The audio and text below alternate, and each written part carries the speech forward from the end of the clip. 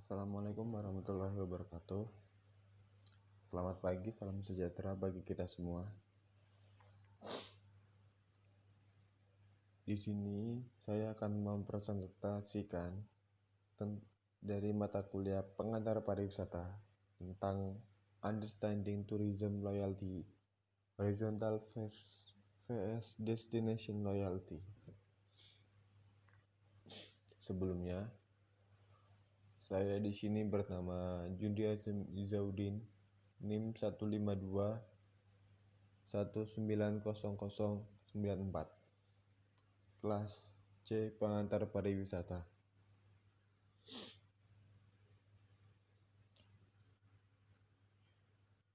Di sini yang pertama saya akan menerangkan tentang pengantar, yang kemudian pengertian, yang ketiga adalah anteseden utama dari loyalitas pariwisata, yang keempat faktor-faktor dalam loyalitas pariwisata, dan terakhir adalah kesimpulan.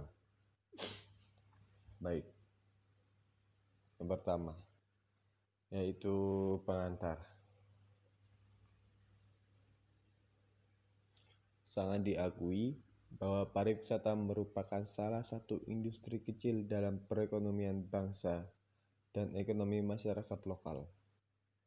Secara ekonomi, pariwisata akan sangat menguntungkan bagi masyarakat jika didukung oleh kualitas lingkungan, destinasi yang bersih, iklim yang bersahabat, masyarakat yang ramah, dan kelarasan multikultural. Ya, jadi industri pariwisata adalah sebagian kecil dari salah satu perekonomian. Kemudian,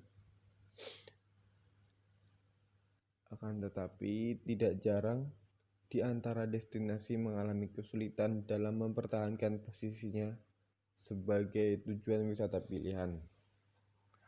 Akibatnya, jumlah kunjungan ke destinasi dan permintaan muncul menawarkan harga yang lebih rendah dan fasilitas berkualitas tinggi. Ya, jadi di sini tempat destinasi atau tempat wisata sangat susah sekali untuk menjadikan destinasi wisata pilihannya, dan akibatnya banyak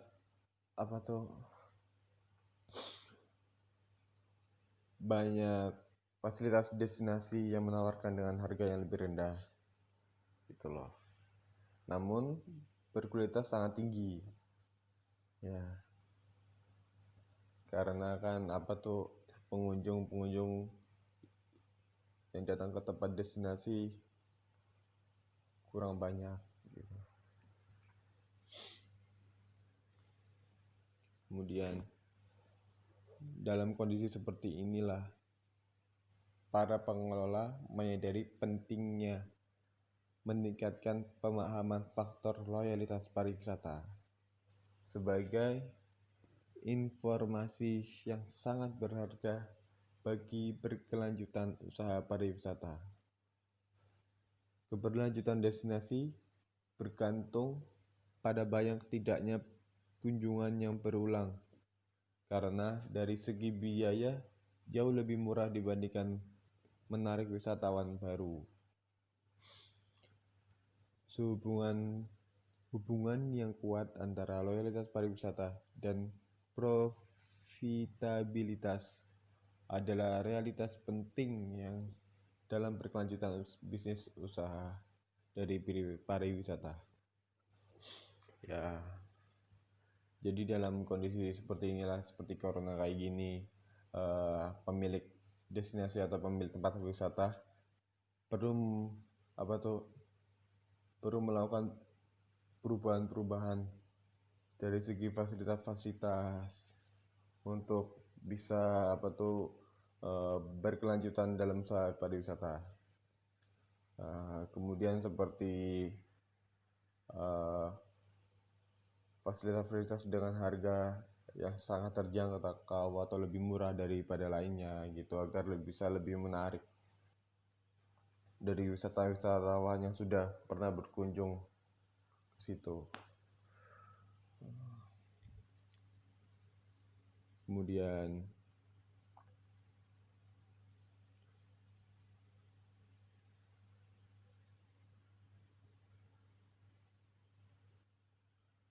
pengertian loyalitas pariwisata. Di sini dalam pengertian ada banyak sekali. Jadi menurut beberapa ahli, saya di sini hanya mengambil bagian kecil dari banyaknya pengertian.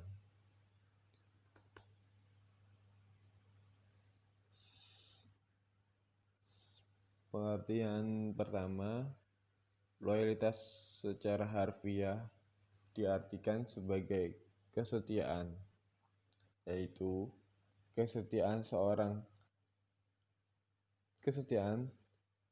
terhadap suatu objek. Gitu. Loyalitas menunjukkan kecenderungan wisatawan untuk menggunakan suatu merek tertentu dengan tingkat konsisten yang tinggi. Itu menurut Dharamesta. Ini berarti loyalitas selalu berkaitan tentang preferensi wisatawan dan pembelian aktual. Ya. Kemudian ada menurut Kotler mengatakan bahwa the long-term success of a particular brand is not based on the number of consumers who profess it only once, but on number who become repeat purchase. Dalam hal ini dapat disimpulkan bahwa konsumen yang loyal tidak diukur dari beberapa banyak dia membeli, tetapi berapa sering dia melakukan pembelian ulang, termasuk di sini merekomendasikan orang lain untuk membeli. Ya. Jadi di sini dari pengertian yang pertama yaitu loyalitas itu kesetiaan seseorang terhadap suatu objek. Jadi setianya seorang terhadap satu objek gitu. Kayak orang pernah mengunjungi tempat wisatawan sekali, ternyata di situ harga dari wisatanya bagus, terus juga fasilitasnya murah atau gimana gitu kan. Jadi wisatawan akan kembali ke situ lagi gitu. Itu menurut Dharamesta,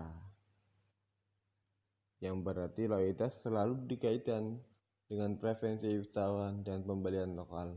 Ya, jadi yang namanya loyalitas mesti sering dengan preferensi wisatawan dan melakukan pembelian di tempat pariwisata. Kemudian yang kedua menurut Kotler, jadi dapat disimpulkan bahwa konsumen yang loyal tidak diukur dari berapa banyak dia membeli, ya, tapi berapa sering dia melakukan pembelian itu. Ya termasuk di sini wisatawan. Wisatawan dapat disimpulkan yang loyal tidak diukur berapa banyak dia sering mengunjungi itu gitu, tapi berapa banyak dia sering mengunjungi sekali ke tempat pariwisata itu, dan juga merekomendasikan kepada orang lain untuk mengunjungi tempat pariwisata itu.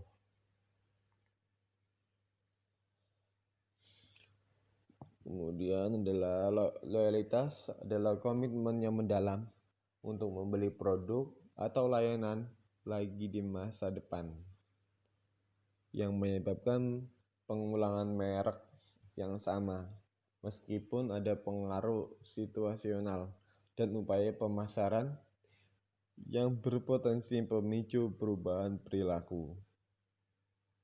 Loyalitas biasanya diukur sebagai berapa kali suatu produk dibeli atau suatu tujuan dikunjungi. Dengan demikian, destinasi wisata bersaing untuk berulang kali dikunjungi wisatawan. Dengan pendekatan ini, semakin besar frekuensi kunjungan turis ke suatu tujuan, semakin loyal dia akan mempertimbangkannya. Di sini saya banyak sekali menemukan banyak pengertian-pengertian, cuman yang saya ambil segitu yang menurut saya penting-penting.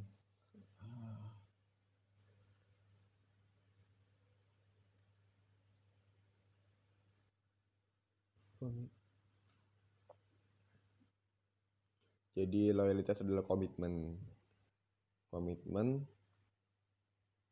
yang dalam membeli suatu produk, atau komitmen untuk sering mengunjungi tempat pariwisata di masa depan.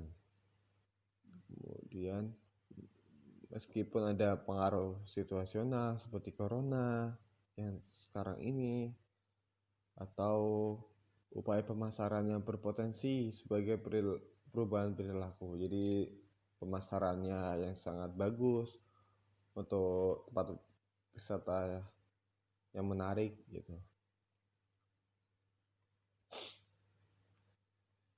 Kemudian ada anteseden utama dari loyalitas pariwisata. Di sini anteseden ada 5. Yang pertama yaitu gambar.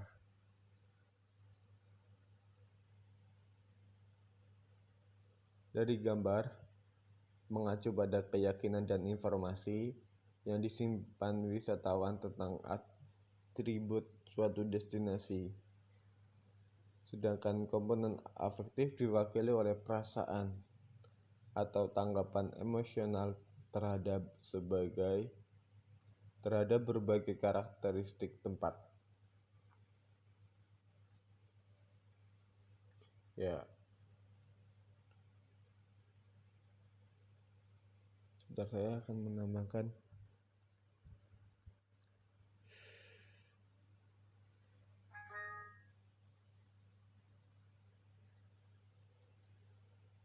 Dari gambar suatu pariwisata itu dapat mengacu keyakinan para calon wisatawan yang akan mengunjungi, dan informasi yang dapat disimpan kembali untuk wisatawan akan mengunjungi tempat itu.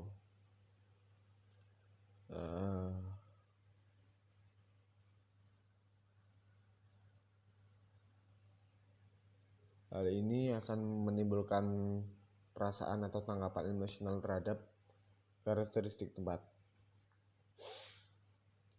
Kemudian ada motivasi yang kedua. Motivasi perjalanan dikonsumsi destinasi wisata tidak menghabiskan tujuan individu untuk destinasi tersebut, tetapi dapat meningkatkan pengetahuan mereka tentang kemungkinan yang ditawarkan. Artinya, pengalaman intens dapat memuaskan di tempat tujuan akan berdampak positif pada niat untuk mengunjungi kembali. Ya, jadi wisatawan agar tidak menghabiskan tempat tujuan itu diperlukan motivasi dari perjalanan gitu. Motivasi ya mungkin sebagai refreshing atau menemukan orang-orang baru. Motivasi juga bisa dikatakan ingin bersama keluarga gitu, untuk jalan-jalan gitu, motivasi.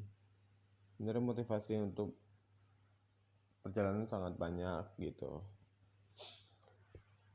Seperti niat juga, niat untuk untuk mengunjungi tempat wisata juga itu bisa dikatakan motivasi. Intinya motivasi itu sebenarnya dari diri sendiri untuk mengunjungi tempat pariwisata itu. Jadi nanti jika tempat pariwisata yang ditawarkan sangat baik atau sangat bagus, kemungkinan besar wisatawan akan mengunjungi kembali dan dapat berdampak positif pada niat untuk mengunjunginya kembali. Nah, kemudian yang ketiga, ada sumber informasi yang digunakan. Jadi, wisatawan mencari informasi yang membantu mereka membuat keputusan yang lebih baik saat memilih tujuan perjalanan. Informasi ini berasal dari beberapa sumber atau rekam dari mulut ke mulut, rekomendasi melalui media sosial, dan rekomendasi melalui media sosial dapat mempengaruhi loyalitas. Ya, jadi sumber informasi yang digunakan untuk tempat destinasi ya untuk sekarang ini sangat banyak, apalagi di media sosial seperti IG, Facebook, atau di website tempat destinasi ya sangat banyak, apalagi destinasi yang sangat dekat hotel gitu. Hal ini akan mempengaruhi loyalitas. Kenapa? Karena dari ini berkaitan dengan sebelumnya gambar. Mungkin dari foto yang diupload di media sosial sangat bagus gitu, jadi mendapatkan informasi yang baik dan mempengaruhi loyalitas pariwisata gitu. Dan ini juga bisa menentukan keputusan yang baik untuk mengunjunginya atau tidak ke tempat pariwisata itu. Kemudian yang keempat ada karakteristik sosiodemografi. Mengungkapkan bahwa terdapat perbedaan loyalitas menurut jenis kelamin dan pendapatan. Sebagai contoh, menemukan bahwa wisatawan yang lebih tua cenderung lebih mengulangi kunjungan daripada orang yang lebih muda. Wisatawan dengan pendapatan yang lebih tinggi cenderung tidak loyal untuk niat mengunjunginya kembali. Ya, dalam karakteristik sosiodemografi ini ada perbedaan menurut jenis kelamin dan pendapatan. Ya, pertama dibagi dua, untuk usia yang lebih tua, contohnya lebih cenderung untuk mengunjungi kembali tempat wisata yang sudah dikunjunginya, dikarenakan mungkin dia sudah cocok dengan tempat pariwisata itu gitu, jadi tidak akan menemukan tempat pariwisata yang baru lagi, dikarenakan juga tempatnya nyaman untuk mereka merefreshing di hari tuanya gitu. Jadi akan cenderung mengulangi kembali tempat destinasi daripada orang yang lebih muda. Bahkan kalau orang yang lebih muda sekarang lebih sering gonta-ganti tempat pariwisata. Contohnya gini, misal saya sudah sering mengunjungi Malioboro, pengen gantilah ke taman yang di keraton gitu, atau mungkin ke pantai Parangtritis. Atau mungkin besoknya lagi setelah ke Parangtritis pergi lagi tuh ke Gunung Merapi. Jadi pindah-pindah terus kalau usia yang lebih muda. Ataupun wisatawan yang memiliki pendapatan lebih tinggi. Nah, itu itu cenderung sangat tidak loyal. Lagi duitnya banyak gitu, tentang duitnya banyak, ntar yang pertama jalan-jalan ke Bali, yang kedua ke Sumba, yang ketiga ke Papua, yang terakhir baru lagi pulang gitu. Ya karena dia memiliki budget yang cukup tinggi, jadi untuk memilih destinasi yang sangat baik, yang baru gitu, cukup gampang. Dan yang terakhir adalah loyalitas kognitif. Manifestasi kesenian kognitif didefinisikan sebagai niat dan komitmen untuk membeli kembali merek. Diharapkan bahwa seorang turis untuk mewujudkan niat untuk mengunjunginya kembali di masa depan ke suatu destinasi, memiliki kemungkinan lebih besar untuk benar-benar setia pada suatu destinasi. Ya, jadi namanya kognitif itu niat dan komitmen untuk mengunjunginya kembali, seperti seorang turis yang mengunjungi pantai Bali contohnya. Seorang turis di sana kan sangat banyak gitu. Dan bahkan turis di sana sering sekali mengunjungi pantai Bali. Ya, salah satunya disebabkan oleh loyalitas kognitif yang kemungkinan bisa mengunjunginya kembali di masa depan. Dan benar-benar setia pada destinasi pantai yang di Bali gitu. Kemudian faktor-faktor dalam kognitif, faktor gambar kognitif loyalitas pariwisata. Yang pertama ada pantai, matahari, pantai, dan gaya hidup. Ya, di sini wisatawan memilih tempat destinasi, memilih pantai ataupun gunung gitu. Hal ini kan tempat tersebut pantai mengenai matahari. Kemudian wisatawan memilih destinasi dengan pemandangan yang bagus, kemudian destinasi memiliki iklim yang baik, memiliki gaya hidup yang lebih menarik gitu. Dan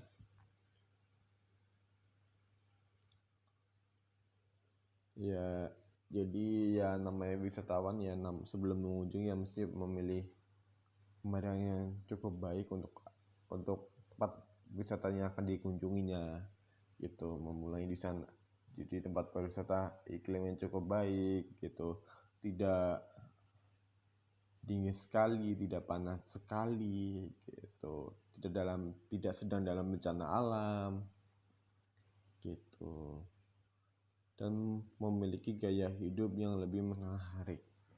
Ya mungkin tempat wisata yang akan dikunjungi seperti di Sumba atau di Papua atau di Ambon gitu, karena kan memiliki gaya hidup yang cukup menarik gitu, seperti kayak ada tarian-tarian adat atau makanan-makanan yang lebih menarik gitu.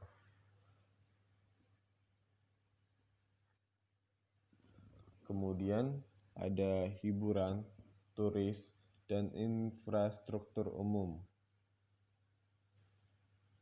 Di sini memiliki kehidupan malam yang baik, tempat wisata, adanya fasilitas rekreasi yang ditawarkan, mempunyai hotel, apartemen, chalet yang baik, dan tempat wisata dapat diakses gitu.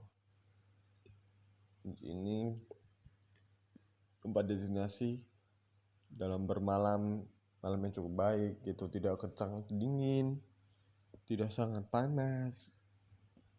Ya.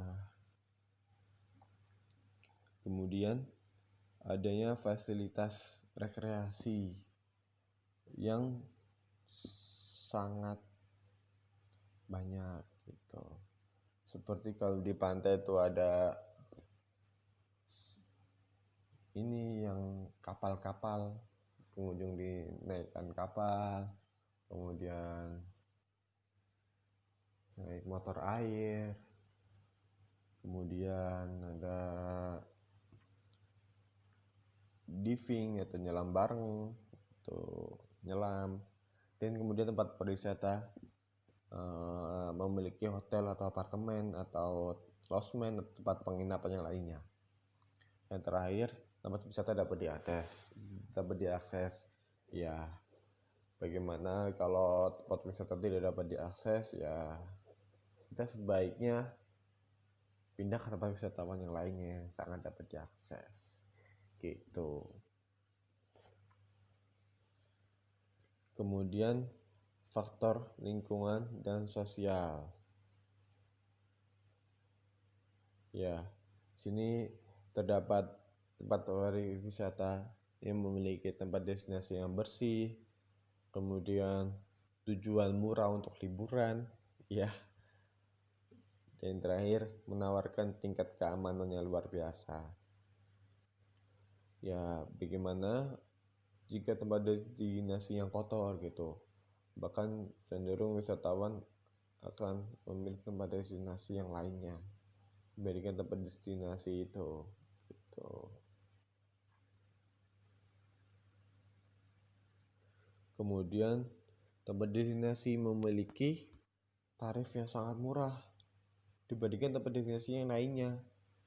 Nah, justru orang yang memiliki pendapatan pas-pasan akan mengunjungi tempat destinasi yang lebih murah dibandingkan tempat destinasi yang mahal gitu. Akan membuat gaya hidup mereka akan lebih mahal juga gitu. Jadi makanya tempat destinasi harus lebih murah karena untuk liburan, untuk have fun gitu, dan menawarkan tingkat keamanan yang sangat baik gitu.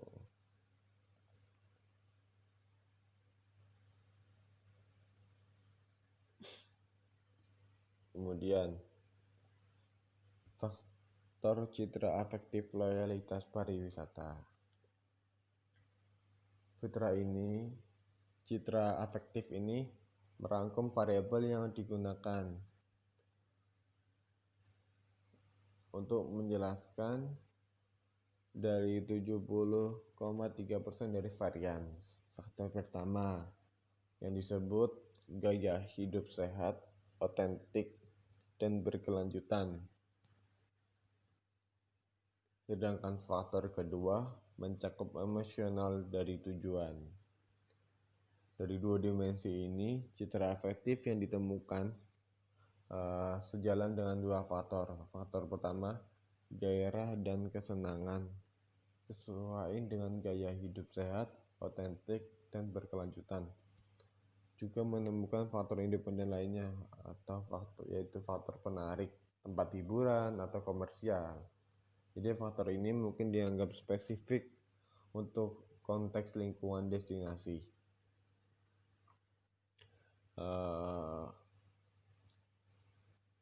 Dari kedua faktor ini yang dikaitkan dengan tujuannya yang membahagiakan dan merangsang yang telah diberi teks semangat emosional dari tujuan.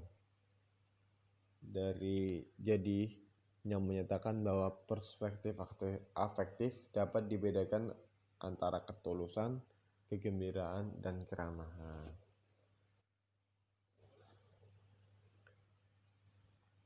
Kemudian ada faktor motivasi loyalitas pariwisata. Faktor yang terakhir, hal ini ada istirahat dan relaksasi. Istirahat dan relaksasi yaitu seperti menghilangkan stres atau ketegangan, kemudian melepas diri dari rutinitas, menghabiskan waktu bersama keluarga atau bersama teman-teman. Jadi yang namanya wisatawan di situ karena kerjaannya cukup banyak, cukup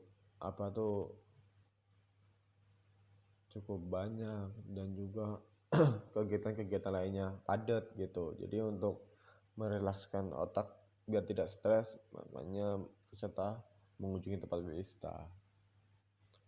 Kemudian untuk melepas dari rutinitas, jadi yang biasanya kerja ngeliatin laptop, komputer, atau ngeliatin buku-buku gitu, yang namanya refreshing untuk pariwisata ya, untuk melepaskan dari rutinitas yang biasanya dilakukan. Dan yang terakhir, menghabiskan waktu bersama family gitu, dan bersama teman-teman. Dan juga di tempat wisata bisa bersantai ya. Kemudian yang kedua ada pengetahuan dan budaya. Jadi wisatawan dapat mengetahui tempat yang baru, kemudian mengerti budaya dan gaya hidup yang baru dari tempat wisatawan itu, dan bersentuhan dengan alam. Nah, ini yang penting, bersentuhan dengan alam itu meningkatkan kita akan dapat untuk mengunjungi tempat wisata kembali gitu, karena alamnya ya mesti wisatawan memiliki alam yang baik gitulah untuk yang akan dikunjungi. Nah, bertemu dengan alam ya karena alam yang baik dan pemandangannya indah gitu, jadi wisatawan akan cenderung mengunjunginya kembali. Kemudian di sana juga bisa memperluas wawasan wisatawan tentang tempat wisata itu. Kemudian yang ketiga ada prestige dan eksibisionisme sosial. Ya jadi ini untuk pergi ke tempat yang telah dikunjungi teman. Jadi kayak seperti teman setelah mengunjungi tempat pariwisata itu, teman itu menceritakan kepada saya untuk mengunjungi tempat wisata itu dikarenakan tempat wisata itu sangat bagus atau sangat baik akan dikunjungi ya. Jadi saya mengunjungi tempat pariwisata itu gitu dikarenakan rekomendasi oleh teman. Nah, kemudian memberitahu pengalaman liburan ya, seperti tadi teman saya memberitahu pengalaman liburan temannya ke saya gitu, dan juga menawarkan agar tempat pariwisata dikunjunginya gitu. Kemudian pergi ke tempat yang nyaman dengan hotel ya. Jadi wisatawan setelah mengunjungi pariwisata pergi ke tempat-tempat yang nyaman seperti hotel atau restoran yang bagus gitu. Kemudian yang keempat ada olahraga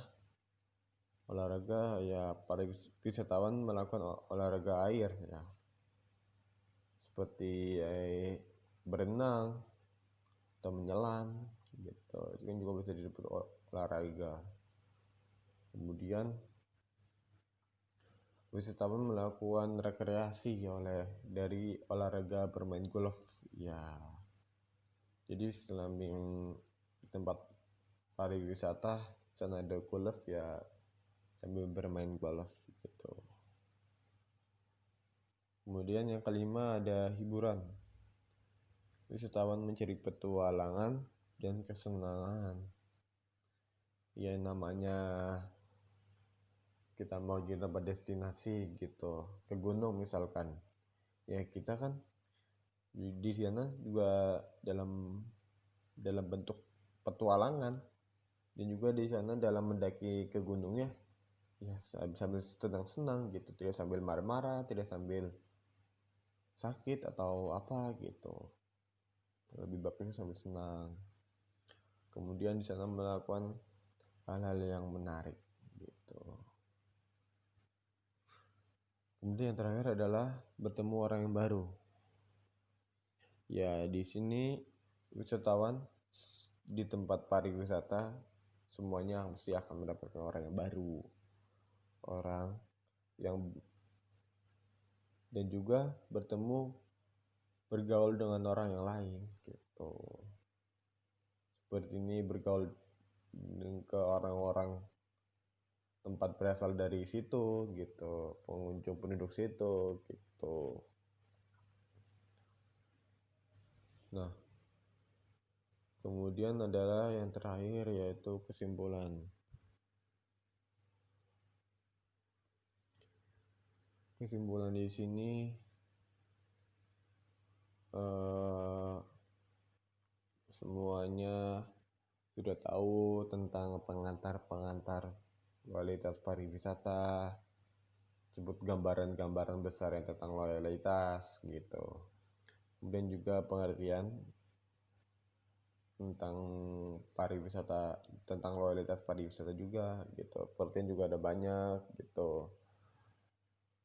Terus yang ketiga ada dapat mengerti tentang antecedent utama dari loyalitas utama. Ya, seperti tadi dijelaskan, ada 5 macam, yaitu seperti gambar, seperti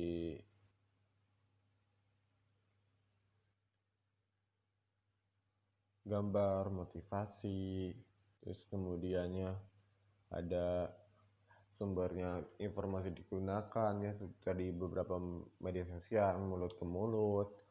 Kemudian ada karakteristik sosiodemografi. Kemudian yang terakhir ada loyalitas kognitif. Kemudian ada semua itu dapat mengenal faktor-faktor loyalitas pariwisata. Tadi kan ada 3.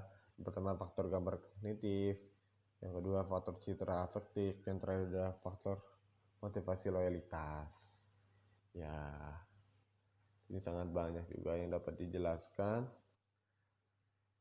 Kemudian sini saya akan mengakhiri. Sekian dari saya. Apabila ada banyak salahnya mohon dimaafkan. Wassalamualaikum warahmatullahi wabarakatuh.